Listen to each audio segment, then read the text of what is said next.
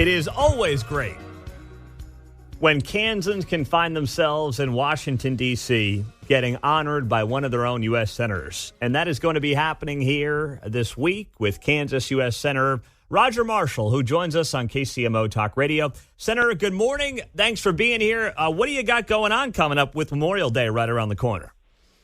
Yeah, Pete. Well, good morning to you. Of course, Memorial Weekend is a time to remember our soldiers who paid the ultimate sacrifice. And this Sunday, we'll be hosting Gold Star families who lost loved ones in service to their nation. Your listeners, I'm sure, remember that Fort Riley, Kansas, and I think your listening audience goes all the way out there now. Fort Riley, Kansas is home to the 1st Infantry Division, and just outside the White House is a beautiful monument dedicated to 1st Infantry Division soldiers. It goes back to 100 years ago when Quiet Calvin Coolidge dedicated that monument. Over 13,000 names on that monument. Soldiers who paid the ultimate sacrifice. We've not updated this monument since 1995. Unfortunately, we're adding 631 new names of those soldiers that paid the ultimate sacrifice since 1995, fighting for the 1st Infantry Division, fighting for your freedom and mine. That's amazing. So how many families will you have with you this weekend? Yeah, I think that we're going to have 11 or 12. They're still finalizing that, and I'm hearing 25, 30 family members. I wish it was more, but we'll be certainly honored to have those folks and very proud of the community, the Fort Riley community there, and my staff went out and raised money to help defer some of their costs, get them airplane tickets and hotel rooms as well, and we'll be hosting them all weekend. And it's taken us 5 years to accomplish this, Pete. And it literally takes an act of Congress, since that's a national monument, to add these names to it. It took us 5 years, but coincidentally, it's exactly 100 years after it was dedicated. People can join us. We'll be streaming it online at marshall.senate.gov, and we'll be honored to be there. So that'll be. Give me the time again on Sunday that people can watch that on your stream. Yeah, so it's Sunday at 10 a.m. 10 a.m. Central, 11 a.m. Eastern, 10 a.m. Central at marshall.senate.gov. We'll be streaming it as well. That's great. Now, did I see something, Senator, that this border bill is going to be back on the floor this week, courtesy of Chuck Schumer? Did I see that right? Is this just all politics at this point? What's going on there?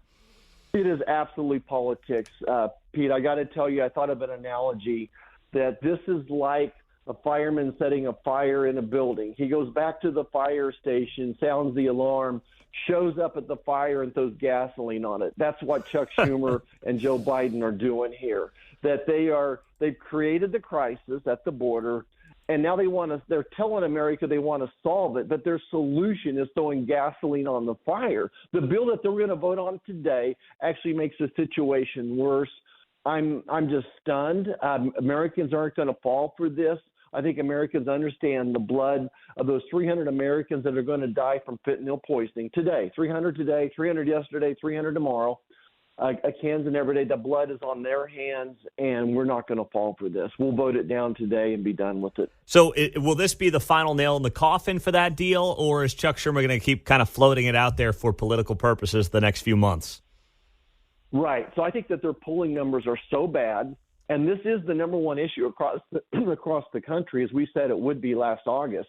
So they're trying to give Tester up there in Montana, Sherrod Brown in Ohio, some of these senators in purple states are trying to give them an opportunity to vote on this so that they can go back and say, I support border security. I mean, John Tester up in Montana is running TV ads saying he stands with Donald Trump in securing the border now. So this is all political theater, and I'm sure we've not heard the last out of this one. All right. Well, Roger Marshall's here on KCMO. Meantime, I know I'm sure this was a hot topic yesterday for you, as it was for us and is still today. Another few $1 billion in student loan bailouts, courtesy of this administration, despite the fact that, I think we're up to $167 billion in student loan bailouts after the Supreme Court said you can't do this last year. How is this legal, and how is he getting away with it? Well, Pete, it's not legal. It is unconstitutional to start with. Obviously, go back to high school government that Congress is supposed to appropriate the dollars. So he's literally appropriating dollars here. The Supreme Court told him to stop doing it. He found a couple other ways around it, and he'll try to get this money out before somebody sues him again. So I'm sure that our state attorney generals are trying to figure out ways to sue him right now. But he's good at this. And that's why we need a change in the White House, Joe. The Joe Biden's got to go. That's the only solution out there, is to change the White House right now. Congress can keep trying to slow him down a little bit, but the Democrats control the Senate right now, so they're not much use either. How do you feel tonight? Of course, everyone's going to be watching Donald Trump in the South Bronx doing a rally there. What does that rally mean, just from a national perspective, the realigning of the parties? How do you perceive that ahead of tonight's big event?